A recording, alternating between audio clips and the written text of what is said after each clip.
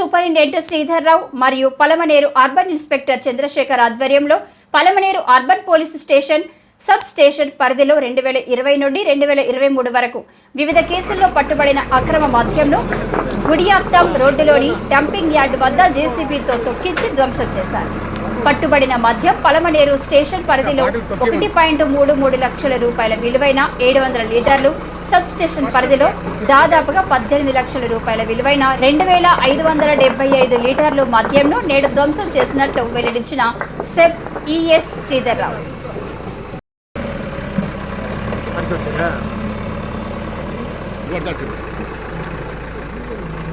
దాంతో కొడతాడు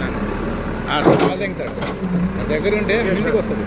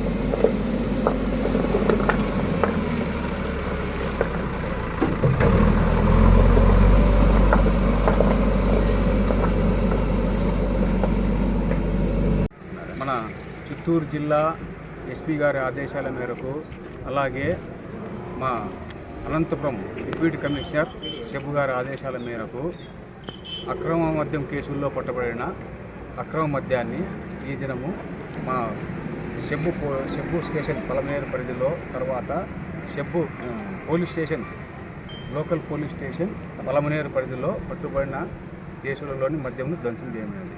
దాని వివరాలు: మా పలమనేరు స్టేషన్లో వచ్చేసి 66 కేసులు 190 లీటర్లు ధ్వంసం చేసినాము. దాని విలువ దాదాపు 1,33,000. అలాగే మన పోలీస్ స్టేషన్ పరిధిలో ధ్వంసం చేయబడిన కేసులు వచ్చేసి 82 కేసులలో లీటర్లు వచ్చేసి 2,570 లీటర్లు. దాని వర్త్ వచ్చేసి 17,98,800 రూపాయలు దాదాపు. కాబట్టి అలాగే ఈ జిల్లాలో ప్రతి జిల్లాలో కూడా మన ఎస్పీ గారు ఆదేశాలు ఇచ్చారు. అలాగే మా డీసీ గారు కూడా కర్నూలు అనంతపురం డీసీ గారు ఆదేశాలు ఇచ్చారు ధ్వంసం చేయమని.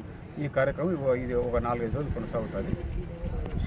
అలాగే నేను దీనికి ఇంత పత్రికాముఖంగా నేను తెలియజేయగా, ఈ అక్రమ మద్యంలో కానీ, తర్వాత నాటుసారా కానీ, ఇతర రాష్ట్రాలు తరలిస్తే మద్యం మేము కఠిన చర్య తీసుకుంటాము. అలాగే ఇప్పుడు గవర్నమెంట్ మారిన దృష్ట్యా ఇంకా మా మీద ఎక్కువగా పని ఒత్తిడి పెరిగింది కాబట్టి మేము దాని నుంచి ఖచ్చితంగా కఠిన చర్యలు తీసుకుంటాము.